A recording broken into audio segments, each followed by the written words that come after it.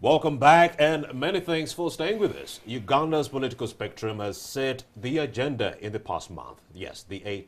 Well, we do have the 16th January when the Electoral Commission chairperson declared President Yoweri Museveni the winner from the polls cast on 14th January, and it was a turning point in political debates. However, through a calm and peaceful environment was witnessed on polling day. Pre-election events of chaos made a mark since the campaigns, which attracted the attention of human rights defenders and orchestrated the participation of some organizations into the observers of these elections. National Coalition of Human Rights Defenders, Uganda was one of them, and came up with a report of how the electoral cycle was to be. To speak to us about this and more, we have Robert Chirenga, the Executive Director. Very good morning, sir.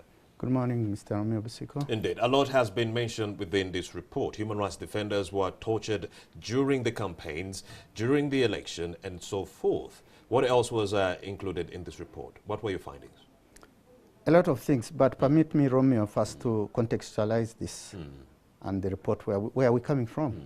Because oftentimes we are misunderstood by the public and some state actors. That you're working for foreign agents. Foreign agents, and where do we derive our legitimacy? First, a human rights defender is that individual who acts in association with others to protect and promote human rights using non-violent means. So even a journalist could be a human rights defender? He is, by the nature of his or her work, automatically qualifies to be a human rights defender, including state agencies, the police and army, by nature of their constitutional duties and the acts, the respective acts that create them. If Qualifies they don't them. act with impunity, they are Exactly. human rights defenders. So they are qualified to be human rights defenders. Now, Article 38 of the Constitution clearly lays out that every citizen has a right to participate in the governance affairs of his or her country through either civic organizations or through their elected representatives. So we're doing this through our civic organization, the National Coalition of Human Rights Defenders. Now, the issue as to whether or not, yes, we are foreign funded, but who is not foreign funded? Your own government owes debts to many governments. They receive development aid. So that's not easy. I see what you're trying to say, but let's give the viewer a brief preamble of where we are coming from. We do have a story that was done by Walter Mwesige. Let's get this story. Our view is that the continuous involvement of the army in these civilian affairs is a detriment to the promotion and protection of human rights in this country. They can do a better job by protecting the sovereignty and independence of this country by ensuring that no outside external attacks come and invade us. We are urging government, especially the regulatory body called the Ugandan Communications Commission. We understand when the government says it's concerned of incitement, national security, but a state that has shown that it is capable of protecting its citizens should not be worried with the way internet is used. They should look at technology in a way that they can curb those persons whom they perceive to be misusing the internet by using hate language. But the closure and the total restriction of internet use is undermining the economy, is undermining the work of the human rights defenders and other sectors. When you deny that people are not being arrested and you are not aware of them, it means you have failed to respect or to protect them. To protect in a sense that there are third parties who have entered your country, they are busy infringing on the rights of your citizens, and you are closing your arms and say, we don't know, give us that information. So why do you have intelligence? Why does security operatives have intelligence? Why do you have a classified expenditure on intelligence? One speaking question, one person want to raise.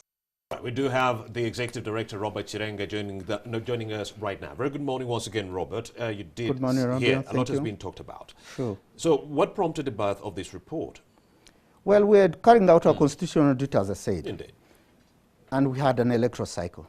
So human rights defenders were out there to see to what extent are citizens going to enjoy this right to a free and fair election, the right to a secret ballot. So that's what we're doing, our noble duty, as envisaged in the Constitution. So what problems did you encounter during the campaigns? One is the muzzling. First of all, the first problem we faced was with the electoral management body, that they failed to accredit many members. And you know the effect of not being accredited means you cannot access any of those electoral activities. You can't go to a polling station, you can't go to a tally center.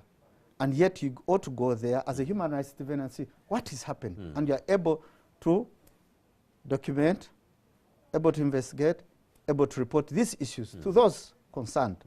So one of the challenges was failure to accredit. Yet we applied, many members applied to the Electoral Commission. They did not acknowledge. They've never even said, these are the challenges we faced and therefore we are unable to. In other words, they failed to account to its citizens. Even the conditions that were set forth, many of them couldn't actually abide by them. Exactly. So that was a hindrance. Two, we had some of the big NGOs that are involved in mobilizing citizens to participate, because the Electoral Commission is on record appealing to civil society to help them do civic education, because they did not have funds to do civic education. In the financial year, they were allocated only 300 million. What did we see? Freezing of NGO accounts. Accounts. UONET is a women organization that has been known for so long. The chairperson of UONET is a cadre herself, an NRM cadre, Mrs. Tezira Jamwa. So to imagine that UONET can be involved in money laundering. And terrorism activities. And terrorism. Women, when they are supporting women participation in and the chairperson is still moving free. It's still moving free. So those are the contradictions. Then we have the NGO forum. So I think there could be something behind that as opposed to, then there is another organization they called the Alliance for Electoral Monitoring that monitors how finances influence elections in this country. So in your opinion, if the freeze wasn't because of the terrorism-related activities as contended by government, what was the reason behind the freeze, according to your own perspective? It's the issue of panic.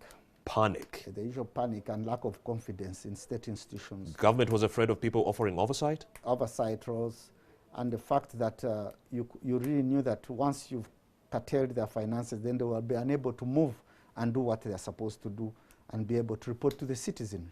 So this was to frustrate the human rights defenders? That was to frustrate human rights defenders, because there was no clear. They ought to have warned them and said, look, we are not comfortable with it. First of all, we have a regulatory body, the NGO Bureau. They needed to use that mechanism. The NGO Bureau can summon you and say, please, we want to understand your activities that you're doing. But if the NGO Bureau has issued a license to an NGO to operate its activities, and then the money came in, the bank has never questioned it, where does the Financial Intelligence Authority get this information to say that there's money laundering? And in any case, why aren't you prosecuting them? If you think you have evidence to sustain a conviction, why wait? It was meant to frustrate all this, and do not be surprised. It's like the frivolous charges brought against most human rights defenders, and later on, after 6 months of inconvenience, you hear that the Director of Public Prosecution has lost interest in the matter. The lawyer himself representing the NGO Forum and UONET, Mr. Pugh, was arrested and given bail later on. That's true. And I think even the trial magistrate has raised an issue of the delayed investigations. Yet, at the time of arrest, they say the investigations were going on very well. Can we go ahead and say this election was free and fair when human rights defenders were not given their mandate to offer oversight roles? Well, to determine whether an election was free and fair, you have to look at very many factors. Go ahead. It's not enough to look at the way human rights defenders are. I think there is a precedent set by the presidential election petition. Justice Odoki clearly laid out what constitutes a free and fair election. But with regard to the way human rights defenders were treated, we wouldn't think that they were comfortable to do what they were supposed to do as provided in the Constitution, Article 38. In other words, human rights defenders were hindered. There was a lot of obstacles for them to be able to do the work that they are supposed to do. Now, to also look at an election say it's free and fair, you have to look at it.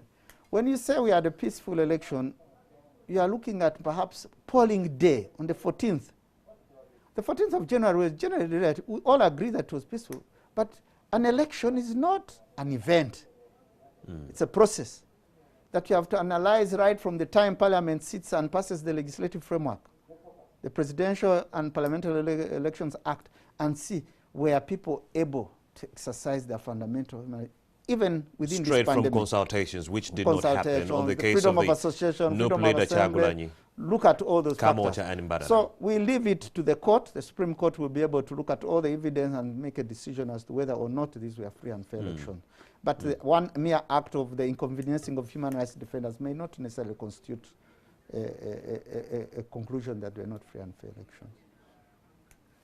All right.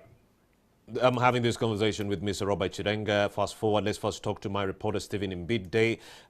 Very good morning, Mr. Mbide. What's the latest where you are? Good morning to you, Romeo Bosiku. Yes, indeed. I'm coming to you from this side of Maya, just off Masaka Road. And we know today that divisions and town councils are electing their new chairpersons. And of course, here in Maya, this is Chengera Town Council.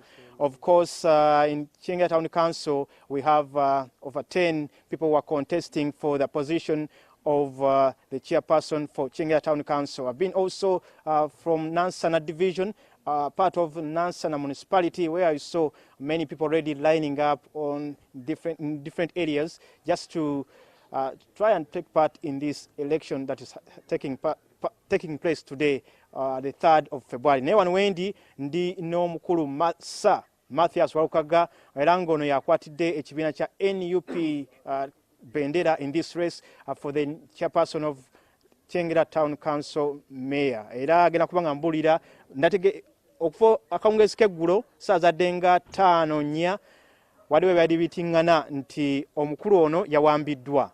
Ne wabaawo bitingana nti amakage gasaliddwako. Era abantu bangi ku social media bali bagenda mu maaso n'okubanga basaasaanya ebigambo bino. Naye nengezaako munoonya manye ddala kituufu.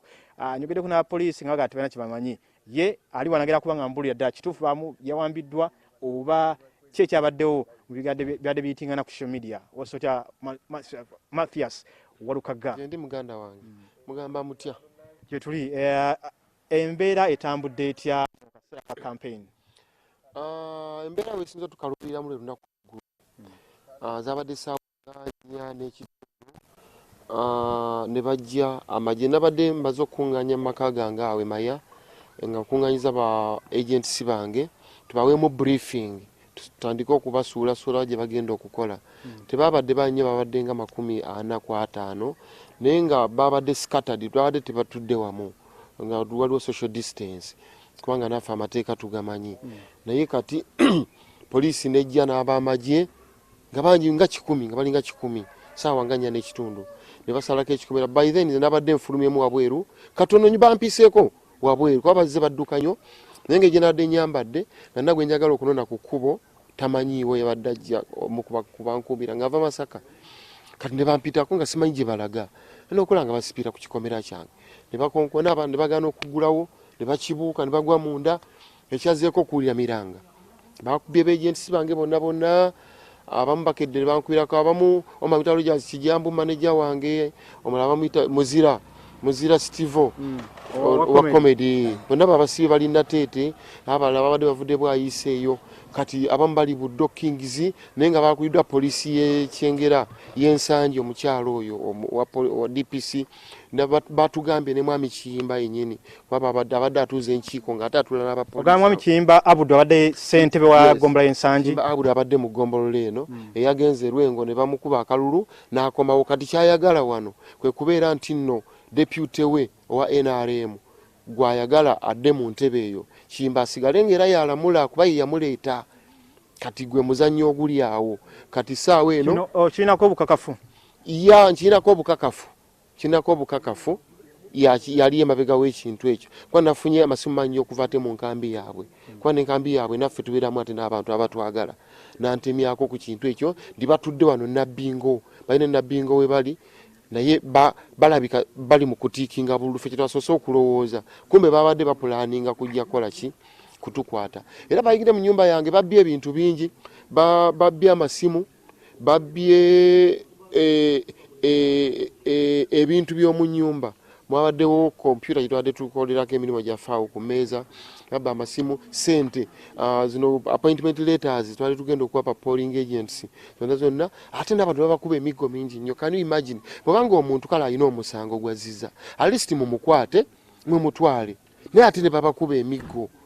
Babakubye emiggo mingi. Abantu bambekaawo b'ogamba abo abakwatiddwa wategedde ennamba? So ffa balinga abantu 35 abakwatiddwa kw'emmotoka za nze emmotoka ne waliwo amafuta bayita Europe nze bwe nadduse nga mmaze okubalaba bwenti naye nga wakasigenda kuddawo naye nga ekyadde kigenda mu maaso nga nkiraba ne mbeera ku mafuta awo n'omwami bamuyita Asad omumaneja wange tubeera awo nawajjawo ne candidate omulala yeesimbye bamuyita Bunyana Biru era naye yansanzeewo awo n'agamba muganda wange mbadde mpiteewo nasema gye ne gangamba dde mangu eri nadde n'ayita eri wala najja tusanga ku mafuta naye yatuguddeko nga tamanyi tiffe tuli awo kale yembeera gye tulimu awo mbudde buno kati ate n'agajja kati esimu ge bankubidde ate era amagye gazze ensangi polling stations beegenti baffe abamu tukedde nnyo tuba twasuze tukuba amasimu tufune abantu abalala tuyamba tebali trained just tuteekawo buteesi kulaba kikigenda mu maaso amagye gano of course ngalabyeko ntuuseeko ekyengera enabbingo n'ensangi ngalabye nga of course balina abapoliisi kigambibwa nti bazze kunyweza byakwerinda wakati mu kulonda okugenda mu maaso olunaku olwaleero ate waliwo byakwerinda bibazze mu budde buno lwaki bajja mu budde buno ebyokwerinda eno tewali kavuyo konna elections zonna ezi previous eziwedde emabega twabaddewo kavuyo konna lwaki bajja mu budde buno ng'ate bazze n'emaka ga candidate ewange ne babba buli kimu ne bakuba abantu bakulaga nti omuzannyo gwabwe kati baagala balwanyisa walukagga ng'omuntu owa National Unity Platform balabe nga babbira NRM akalulu ogezezaako okugulawo omusango oba okulopako awantu wonna mb'obuyinza oba LC n'okulaba nti ddala wakati wegenda mu maaso tumanyi waliwo abantu abawambibwa tomanya waliwo omuntu wena gyowaabyo eri ab'obuyinza byonna byonna ekizibu ekiriwo nti ate owa LC atutwala wali ewaffe ate mwami Bukenya ate wa NRM ate nga naye n'akalulu akaweddeko yagetinga involved mu kukagurabinga twalwananga bulwanyi naye kana akawedde akaba MP ba presidents n'olwekyo awo sisuubirawo buyambi nakubye essimu ku poliisi nga nkubira omukyalo oyo DPC yaganye okukwata essimu yange ekisembayo singa bakuwangula mu kalulu kano okwatidde NUP ticket singa bakuwangula bawa FDC oba NRM onokkiriza kuno tekuba kuwangula gamba singa bakubba mu kalulu kano tebasobola kumpangula nga kali genuine tebasobola kumpangula okujjako buuza nti singa bakubba so tebasobola kumpangula akalulu nkalina kyenda mu mwenda ku 10 okujjako nga kabbiddwa ngera bwe batandise emizannyo gyabwe okuva ekiro juke appointment letters bazibbye kati ffe ku polling stations tetulinaako ba agency tetulinaako ebintu byonna byonna byayonoonese yengeri yokka gye bayinza okukabbamu bati tebasobola kumpangula webale nnyo webale ddala Sir Mathias Walukaga yeesimbye ku bwa meeya bwa Kyengera Town Council ng'akwatidde ekibiina kya NUP ticket nkimanyiko nti waliwo ne Ddumba Sulaiman akwatidde FDC ticket kosa n'abalala beesimbyewo mu lukalo olumu abantu 10 ng'omu ye yavaamu. This is what is happening here on the ground from Maya in Kyengera Town Council. I have to hand it back to you, Romeo Busiku, in the studio. Stephen Mfefes Wechibuga, I'm out for now. Thank you very much, my brother, for that update. Stephen Mbid, of course, the sub-county and division election shall be the last leg of the electoral cycle. By February 4th, tomorrow, we shouldn't be talking about elections anymore in the context of going to vote, not just, discussing the election. But yes, I still have Robert Chirenga. We are still talking about the human rights violations that took center stage within the election. Journalists were being targeted. Members of the media were being targeted by members of security during the campaign trails. I told you about Cliff Wamala. I also talked about my brother Ali Muvule, who were also victims of violent police right there and other security members.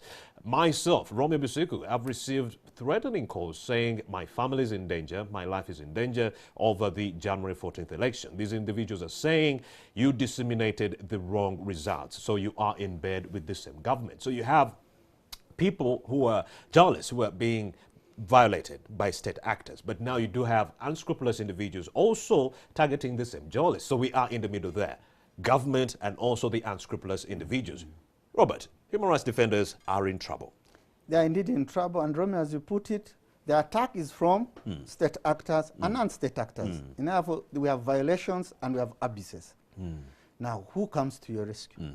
That's when the National Coalition for Human Rights Defenders becomes relevant. But your wings have been clipped already. We've been clipped, and we have to tread carefully, because as you can see, the information we are receiving right now is not in our favor.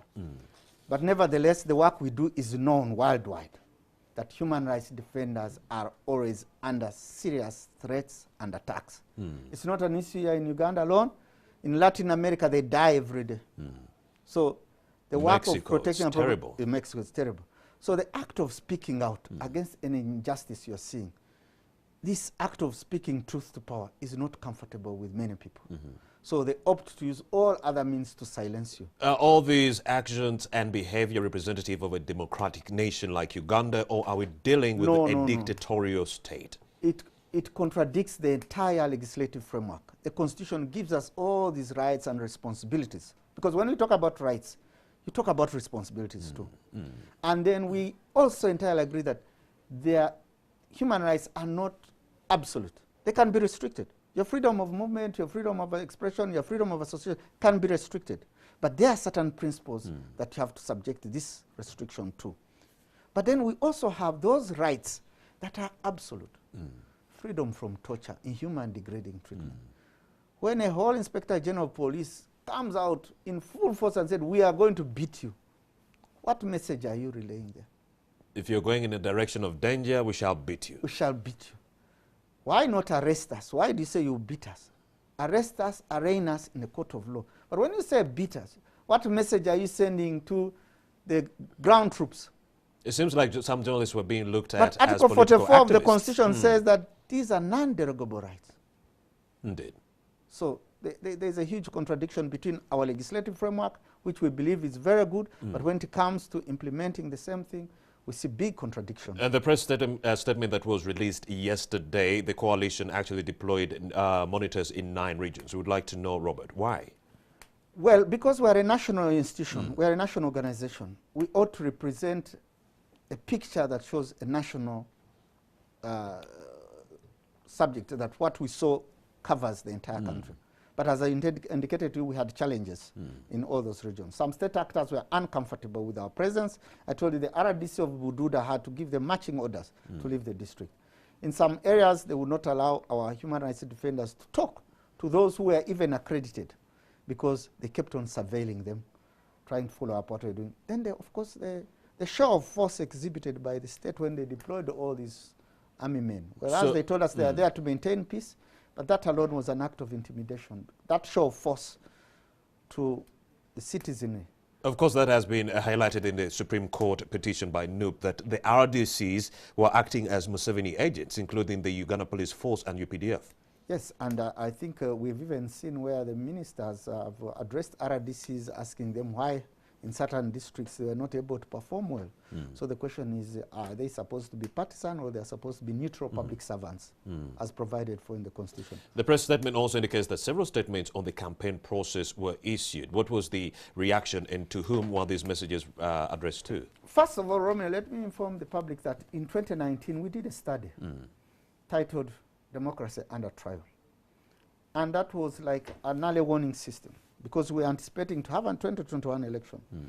And we assessed the environment in which human rights defenders operate during an electoral period.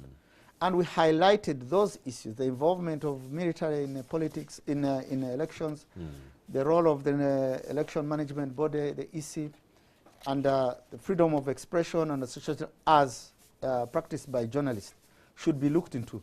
The same thing as repeated. So what we're trying to say that in those reports and in the preliminary press statement issued, we were trying to caution different state and non-state actors on what they should do, or what they should put in place to avoid a repeat of what we saw in the 2016 elections. And now we see the same thing. Doesn't it raise concern for you that every time you have a presidential election, there is a petition? Indeed. Since 2001. Haven't courts pronounced themselves on the way elections were conducted, even if they did not pass the substantiality test, in terms of the environment in which these elections were held? Much as there were various irregularities registered, they did not lead to a cancellation of the final result. And that's why I encourage anyone who has any to always go to the courts. They will always have, they may not meet all your expectations, but at least they will set a precedent on certain things which you can always refer to. And the problem is the Supreme Court recommendations of 2016 have not been implemented in that regard, like removing the influence of the army and the Uganda Police Force in these elections, and including the manner in which RDCs. the electoral management body should be constituted. And this will be interrogated by the Supreme Court and find out why shouldn't the state implement this. So as human rights defenders, what were your findings in the spectrum of human rights? Well, as you indicated earlier, there were both violations and abuses targeting human rights defenders. That's not only state actors that attacked human rights defenders, we had also non-state actors, different supporters of the different political organizations or groups who are not comfortable with the role of human rights defenders. Some misinterpreted even our roles as being maybe state agents who are kind of spy. We don't put on uniforms, we are dressed as civilians. Actually, that's what Katumba was saying yesterday. He called for a press conference and was saying some observing missions were actually in bed with the government. That's exactly it. So you see, you are battered both sides. He battered all, yes. And then you say, where do you run to? Because when we try to set up a structure under what we call the new election watch, where we organize civil society and make sure we need to go and have get accredited with the National Election Body, the Electoral Commission, the state interfered and said, we don't accept this structure legally, you're not registered, so in spite of other organizations being. So the issue of accreditation really disorganized many of the human rights. The Media Council and the civil society organization. And you can see courts have pronounced themselves on the Media Council that whatever they were doing was an illegality. And it was late already. It was late already. So those are the kind of challenges we face. The continuous arrests and intimidations of human rights defenders continue. On the day of election, we had a young 28 data collectors who were arrested at Hotel Africana, including 2 women leaders, Peri Aritua and Stella Akiteng. They were arrested on not being accredited, yet the Electoral Management Body had accredited them. So the inconvenience they've been going through, reporting to police, to their police bond, about their police bond, every other 2 weeks or so, just makes life difficult for this. It doesn't create an enabling environment as Article 38 of the Constitution. You got a Human Rights Commission, also you have contestations on that. They do not have a substantive chairperson following the death of Medika Gwa. They do have an acting chairperson, that is Mr. Amoti. Do you think the absence of a substantive Uganda human rights chairperson actually led to lack of oversight on some of the human rights violations that took center stage? You are very spot on, Romeo. That institution has a wide range of powers, including the best which I feel any human rights defender would want to see the Commission enforces, the release of persons who are illegally detained. They have the power to visit any detention place, any gazetted detention place, and issue a release as long as they find someone is illegally detained. But without a tribunal operating? Without a substantive chair, without a commission fully constituted, it's powerless. It can't do anything. So Amoti is just talking? They can only talk. They cannot issue any binding decision because anyone would challenge it. It's not a decision of the commission. What constitutes a commission? There must be a chair. There's no position as acting chair in the legal framework. So any decision they make has no force of law. And the same commission is saying the election was free and fair, devoid of any human rights violations. We respectfully disagree with the National Human Rights Institution because they are looking at an election as an event. And we are saying an election is a process. The mere fact that the 14th of January was relatively calm and peaceful, and people were able to conduct business from 7 to whatever time they closed the polling station. Prior to that, and as I told you that an election is you look at the time from the time the legislative framework is put in place, and all those necessary measures. At 8:38 a.m. we've come to the end of this conversation, Robert Chirenga, but I can't let you go without you giving us a list of resolutions that you've come up with after authoring this report. What are the recommendations from the Human Rights Coalition Defenders? One, of course, is to put their safety and security as key, because the work they do is not simple work. Two, we are appealing to the state to try and understand and appreciate the work of human rights defenders. We are not negative forces as perceived by some rogue elements within the state and non-state. We are legally recognized by the Constitution, and we want to contribute to the development of this country, but not to lead to the destruction of this country as has been paraded by some voices. Robert Chirenga, the Executive Director for the National Coalition of Human Rights Defenders. Many thanks for your time. Thank you, Romeo, for hosting me. Indeed. Now, fast forward, we'd like to take you straight to Entebbe and interface with our reporter, that is Ivan Wolonyolo. He has some information for us. A very good morning, Ivan. What